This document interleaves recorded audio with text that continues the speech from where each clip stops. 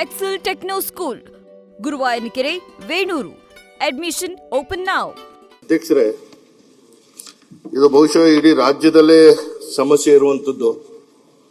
1992ರಲ್ಲಿ ಆಶ್ರಯ ಯೋಜನೆ ಜಾರಿಗೆ ಬಂದಂತಹ ಸಂದರ್ಭದಲ್ಲಿ ಎಲ್ಲಾ ಕ್ಷೇತ್ರಗಳಿಗೂ ಫಲಾನುಭವಿಗಳನ್ನ ಆಯ್ಕೆ ಮಾಡುವಂತಹ ಗುರುತನ್ನ ನಾವು ನಿಗದಿ ಮಾಡಿ ಆಯ್ಕೆ ಮಾಡಿದಂತ ಅವ್ರಿಗೆ ಎಲ್ಲರಿಗೂ ವಸತಿ ನಾವು ಕೊಡಕ್ಕೆ ಸಾಧ್ಯ ಆಗಿಲ್ಲ. ಜೊತೆಗೆ ಸರ್ಕಾರದ ಈ ಹಿಂದಿನ ತೀರ್ಮಾನದಂತೆ ಪ್ರತಿಯೊಂದು ಸ್ಥಳೀಯ ಸಂಸ್ಥೆ, ಅದು ಗ್ರಾಮ ಪಂಚಾಯತಿಯಿಂದ ಹಿಡಿದು ಜಿಲ್ಲಾ ಪಂಚಾಯತಿ, ನಗರ ಪಾಲಿಕೆ, ನಗರಸಭೆ ಸರ್ವೇಕ್ಷಣಾ ಪಟ್ಟಿಯನ್ನು ಸಿದ್ಧಪಡಿಸಬೇಕು. ಕಡು ಬಡವರು, ವಸತಿ ರಹಿತರು, ನಿವೇಶನ ರಹಿತರು ಯಾರಿದ್ದಾರೆ ಅನ್ನೋದು. ಈಗ ಸುಮಾರು ನನ್ನ ಕ್ಷೇತ್ರದಲ್ಲೇ 3,000ಕ್ಕೂ ಹೆಚ್ಚು ಜನ ಸರ್ಕಾರ ನಿಗದಿಪಡಿಸಿರುವಂತಹ ಅದೇನು ಶುಲ್ಕ 10,100 ರೂಪಾಯಿನ ಕಟ್ಟಿ ಅನೇಕ ವರ್ಷಗಳಿಂದ ಕಾಯ್ತಾ ಇದ್ದಾರೆ.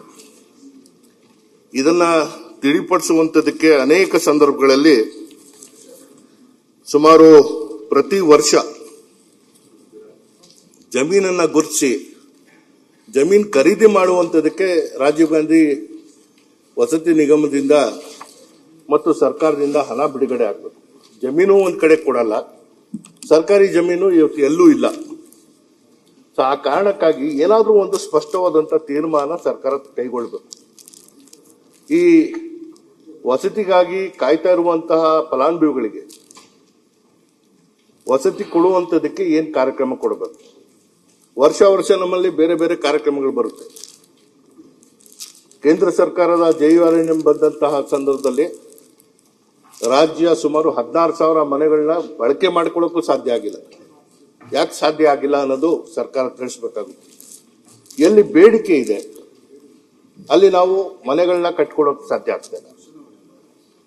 ಸರ್ಕಾರ ಅನೇಕ ಮಹತ್ವವಾದಂತಹ ತೀರ್ಮಾನಗಳು ಎಲ್ಲಾ ಸರ್ಕಾರಗಳು ಮಾಡಿದೆ. ಆಶ್ರಯ ಮನೆಗಳನ್ನ ಆ ಸಾಲ ಮನ್ನಾ ಮಾಡಿರುವಂತದ್ದಾಗಿರ್ಬೋದು. ಜೊತೆಗೆ ಬರೀ ಕೇವಲ ಬಡವರಿದ್ದಾರೆ ಅನ್ನೋ ಒಂದೇ ಕಾರಣಕ್ಕೆ ನಗರದಿಂದ ಹೊರಗೆ ನಾವು ಮಾಡುವಂತದ್ದಲ್ಲ. ಅವ್ರಿಗೆ ಸ್ಪಷ್ಟವಾಗಿ ಏನಾದ್ರೂ ಒಂದು ತೀರ್ಮಾನ ಕೊಡಬೇಕು.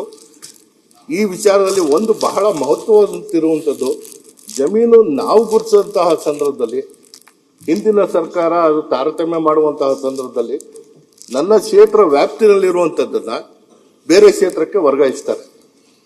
ಆ ಕಡತ ಇವತ್ತು ಸುಮಾರು 6 ತಿಂಗಳಿಂದ ಮನೆ ಸಚಿವರ ಹತ್ರನೇ ಇದೆ. ಒಂದು ಸ್ಪಷ್ಟ ತೀರ್ಮಾನ ತಗೊಳ್ಳುವಂಥದ್ದು ನಾನು ಆಗ್ರಹಿಸ್ತೇನೆ. ಮಾನ್ಯ ಸಭಾಧ್ಯಕ್ಷರೇ, ಮಾನ್ಯ ಸದಸ್ಯರು ಈಗ ಕೇಳಿದ್ದು ಪ್ರಶ್ನೆ ಸ್ವಲ್ಪ ವಸತಿ ಇಲಾಖೆ ವ್ಯಾಪ್ತಿಗೆ ಬರುತ್ತೆ. ಆದ್ರೆ ಅದನ್ನು ಸೇರಿಸಿ ಉತ್ತರ ಕೊಡೋ ಪ್ರಯತ್ನ ಮಾಡ್ತೇನೆ. ಅದು ನಮ್ಗೆ ವರ್ಗ ಆಗ್ಲಿಕ್ಕೆ ಕಾರಣ ಏನು ಅಂದ್ರೆ, ಯಾವುದು 23 ಎಕರೆ ಜಾಗವನ್ನ ಗುರುತಿಸಿದ್ದಾರೆ ಹಂಚ ಗ್ರಾಮದಲ್ಲಿ, ಅದು ಈಗ ಅಲ್ಲಿ 3 ಕ್ಷೇತ್ರಗಳು ಬರ್ತವೆ: ಚಾಮುಂಡೇಶ್ವರಿ, ಚಾಮರಾಜ, ನರಸರಾಜ. ಸೊ 2 ಕ್ಷೇತ್ರಗಳು 3 ಕ್ಷೇತ್ರಗಳವರು ಇಲ್ಲಿ ನಿವೇಶನ ನಾವು ಕೊಡಬೇಕು, ನಮಗ್ ಬೇಕು ಅಂತ ಕೇಳ್ತಾ ಇದ್ದಾರೆ. ಆದ್ರೆ ಮಾನ್ಯ ಶಾಸಕರು ಕೊಟ್ಟಂತ ಮನವಿ ಆಧಾರದ ಮೇಲೆ ಮುಖ್ಯಮಂತ್ರಿಗಳು ನನಗೂ ಮನವಿ ಕೊಟ್ಟಿದ್ರು, ಮುಖ್ಯಮಂತ್ರಿಗಳಿಗೂ ಮನವಿ ಕೊಟ್ಟಿದ್ರು. ಸೊ ನರಸರಾಜ ಕ್ಷೇತ್ರದ ಫಲಾನುಭವಿಗಳು ಅಂದ್ರೆ ಅಲ್ಲಿ ವಸತಿ ರಹಿತರಿಗೆ ಇಲ್ಲಿ ನಿವೇಶನ ಕೊಡಬೇಕು ಅಂತ ಇವರ ಮನವಿಯ ಮೇರೆಗೆ ನಾವು ಆದೇಶ ಮಾಡಿ ಕೊಟ್ಟಿದ್ದೇವೆ. ಇವ್ರ ಮದುವೆಗೆ ಜಿಲ್ಲಾಧಿಕಾರಿಗೆ ಹೋಗಿದೆ. ಸೊ ಅದಾದ ನಂತರ ಕಾರ್ಯರೂಪಕ್ಕೆ ಯಾಕೆ ಬಂದಿಲ್ಲ ಅಂತ ಮಾನ್ಯ ಶಾಸಕರು ಕೇಳ್ತಾ ಇದ್ದಾರೆ. ಆ ಜಾಗ ಈ ಹಿಂದೆ 2008ರಲ್ಲಿ ನಮಗೆ ಹಂಚಿಕೆ ಆಗಿದೆ ಅಂತೇಳಿ ಭಾರತ ದೇಶದ ರಕ್ಷಣಾ ಇಲಾಖೆ, ಡಿಫೆನ್ಸ್ ಡಿಪಾರ್ಟ್ಮೆಂಟ್ ಈ ಜಾಗ ನಮಗೆ ಸೇರಿದ್ದ ಜಮೀನನ್ನ ನೀವು ಅನ್ಯ ಉದ್ದೇಶಕ್ಕೆ ಬಳಕೆ ಮಾಡ್ತಾ ಇದ್ದೀರಿ ಅಂತೇಳಿ ಸರ್ಕಾರದ ವಿರುದ್ಧವೇ ಅವರು ತಕರಾರನ್ನ ಎತ್ತಿದ್ದಾರೆ. ಅದಕ್ಕೆ ನಮ್ಮ ಅಧಿಕಾರಿಗಳು ಉತ್ತರ ಕೊಟ್ಟಿದ್ದಾರೆ, ನಿಮ್ಗೆ ಚಿತ್ರದುರ್ಗದಲ್ಲಿ ನಾವು ಜಾಗ ಕೊಟ್ಟಿದ್ದೇವೆ, ಅದಕ್ಕೆ ಬದಲಿಯಾಗಿ ಇದನ್ನ ನಾವು ತಗೊಂಡಿದ್ದೇವೆ ಅಂತ ಉತ್ತರ ಕೊಟ್ಟಿದ್ದಾರೆ. ಆದ್ರೆ ಅದನ್ನ ರಕ್ಷಣಾ ಇಲಾಖೆಯವರು ಒಪ್ತಾ ಇಲ್ಲ. ಅದನ್ನ ಆ ರೀತಿ ಏನು ಒಡಂಬಡಿಕೆ ಆಗಿಲ್ಲ. ಈ ಜಾಗ ನಮಗೆ ಸೇರಿದ್ದು, ನೀವು ಅನ್ಯ ಉದ್ದೇಶಕ್ಕೆ ಬಳಸೋ ಆಗಿಲ್ಲ ಅಂತೇಳಿ ಅವ್ರದ್ದು ತಕರಾರಿದೆ. ಆ ಕಾರಣಕ್ಕಾಗಿ ಇದು ಪ್ರಗತಿ ಸಾಧಿಸಲಿಕ್ಕೆ ಆಗಿಲ್ಲ. ಸೊ ನಾನು ನಮ್ಮ ಅಪರ ಮುಖ್ಯ ಕಾರ್ಯದರ್ಶಿಗಳಿಗೆ ಹೇಳಿದ್ದೇನೆ, ಮುಖ್ಯ ಕಾರ್ಯದರ್ಶಿಗಳ ಮುಖಾಂತರ ಚೀಫ್ ಸೆಕ್ರೆಟರಿ ಅವರ ಆಫೀಸ್ ಮುಖಾಂತರವಾಗಿ ರಕ್ಷಣಾ ಇಲಾಖೆ ಅವರ ಎಸ್ಟೇಟ್ ಆಫೀಸರ್ ಇರ್ತಾರೆ, ಅವ್ರ ಜೊತೆಗೆ ಈ ವಾರ ತಪ್ಪಿದ್ರೆ ಮುಂದಿನ ವಾರ ಸಭೆ ಮಾಡಿ ಏನಾದ್ರೂ ಇದಕ್ಕೊಂದು ತೀರ್ಮಾನಕ್ಕೆ ನಾವು ಬರಬೇಕು. ಇದು ರಕ್ಷಣಾ ಇಲಾಖೆಗೆ ಸೇರಿದ್ದು ಹೌದಾ ಅಲ್ಲವಾ, ಇದು ಅವರಿಂದ ವಾಪಸ್ ನಮಗೆ ಬಿಡುಗಡೆ ಆಗಿದೆಯಾ ಇಲ್ಲವಾ, ಇದಕ್ಕೆ ಬದಲಿ ಜಮೀನ್ ನಾವು ಕೊಟ್ಟಿದ್ದೇವೆಯಾ ಇಲ್ಲವಾ, ಇದನ್ನ ಇತ್ಯರ್ಥ ಮಾಡಿ ಆ ನಂತರ ಸ್ಪಷ್ಟವಾಗಿ ನಾವು ವಸತಿ ಇಲಾಖೆಗೆ ನೀವು ಮುಂದುವರಿಯಬಹುದು ಅಂತ ಅಲ್ಲಿಗೆ ಅವ್ರಿಗೆ ನಾವು ವಿಷಯವನ್ನ ಜವಾಬ್ದಾರಿಯನ್ನ ಅವ್ರಿಗೆ ವಹಿಸ್ಕೊಡ್ತೇವೆ. ಆ ನಂತರ ವಸತಿ ಇಲಾಖೆಯವರು ಮುಂದಿನ ಕೆಲಸ ಮಾಡ್ಬೇಕಾಗತ್ತೆ. ಸೊ ಅವರು ಕೇಳಿದ್ದು ಇನ್ನು ಯಾಕೆ ನಮ್ಗೆ ಕೊಟ್ಟಿಲ್ಲ ಅಂತ ವಸತಿ ಇಲಾಖೆಯವರು ಉತ್ತರ ಕೊಡ್ಬೇಕು. ಆದ್ರೆ ಅವ್ರು ಹೇಳ್ತಾರೆ ಇದು ಜಾಗನೇ ಸ್ಪಷ್ಟತೆ ಇಲ್ಲದೆ ಇರೋದ್ರಿಂದ ಕಂದಾಯ ಇಲಾಖೆಯವರು ಉತ್ತರ ಕೊಡ್ಬೇಕು ಅಂತ ಹೇಳಿದ್ದಾರೆ. ಸೊ ಜಾಗದ ಸ್ಪಷ್ಟತೆ ಕಂಡುಕೊಳ್ಳಿಕ್ಕೆ ಈ ಹೆಜ್ಜೆಯನ್ನ ಇಡ್ತೇವೆ. ಮುಂದುವರೆದು ಅವರು ಬಹಳ ಹಿರಿಯ ಸದಸ್ಯರಿದ್ದಾರೆ, ನಾನು ಅವ್ರಿಗೆ ಸಜೆಷನ್ ಅಷ್ಟೇ, ಇದು 23 ಎಕರೆಯಲ್ಲಿ ನಾವು ಸೈಟು ಕೊಟ್ಟರು ಕೂಡ ನಾವು 1 ಎಕರೆಯಲ್ಲಿ 22 ಸೈಟು ಕೊಡ್ಬಹುದು, 23 ಸೈಟ್ ಕೊಡ್ಬಹುದು.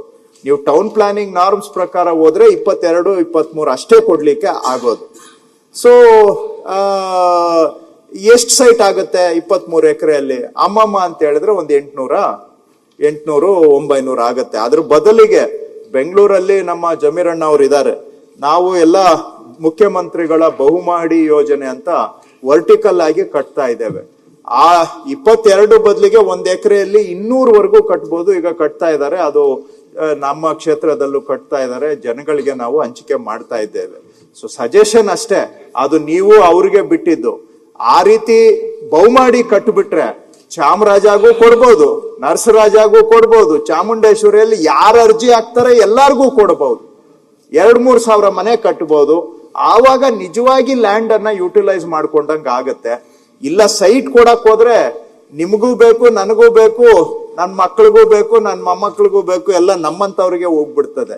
ನಿಜವಾಗಿ ವಸತಿ ರೈತರಿಗೆ ಕೊಡ್ಬೇಕು ಅಂದ್ರೆ ವರ್ಟಿಕಲ್ ಮಾಡೋದು ಸೂಕ್ತ. ನನ್ನ ಸಲಹೆ ಅದು, ತಾವು ವಸತಿ ಸಚಿವರು ತೀರ್ಮಾನ ಮಾಡಬಹುದು. ಜಾಗದ ಸಮಸ್ಯೆ ಇತ್ಯರ್ಥ ಮಾಡ್ಲಿಕ್ಕೆ ಮುಂದಿನ ವಾರದಲ್ಲಿ ಸಭೆ ಮಾಡ್ತೇವೆ ಅಧ್ಯಕ್ಷ. ಮಾನ್ಯ ಸಭಾಧ್ಯಕ್ಷರೇ, ಈಗಾಗಲೇ ಬಹುಮಾಡಿ ಕಟ್ಟಡಗಳನ್ನ ಎಲ್ಲರೂ ಒಪ್ಕೊಂಡಿದ್ದಾರೆ. ಯಾಕಂದ್ರೆ ನಾವು JURM ನಲ್ಲೂ ಗ್ರೌಂಡ್ +3 ಕಟ್ಟಿದ್ದೀವಿ. ಆ ರೀತಿಯಲ್ಲಿ ಎಲ್ಲೆಲ್ಲಿ FIR ಜಾಸ್ತಿ ಬರುತ್ತೆ, ಏನ್ ಮಾಡಕ್ ಸಾಧ್ಯ ಅದ್ ನೋಡಿ ಮಾಡಲ್ಲ. ಇದರ ಜೊತೆಗೆ ನಾನು ಮಾನ್ಯ ಸಚಿವರು ಇದಕ್ಕೆ ಇನ್ನಷ್ಟು ಪ್ರಯತ್ನ ಮಾಡಿ ಶೀಘ್ರದಲ್ಲೇ ಇದನ್ನ ಇತ್ಯರ್ಥ ಮಾಡಿಕೊಟ್ರೆ ಒಳ್ಳೇದಾಗುತ್ತೆ. ತದನಂತರ ವಸತಿ ಇಲಾಖೆಯ ಜೊತೆಗೆ ನಾವು ನಮ್ಮ ಸಂಪರ್ಕವನ್ನು ಬೆಳೆಸಿ ಅದನ್ನ ಇತ್ಯರ್ಥ ಮಾಡುವಂತ ಕೆಲಸ ಮಾಡ್ತೀವಿ. ಧನ್ಯವಾದಗಳು. ನ್ಯೂಸ್ ಫಸ್ಟ್ ನಿರ್ಭೀತಿಯಿಂದ ನಿಮ್ಮ ಪರವಾಗಿ.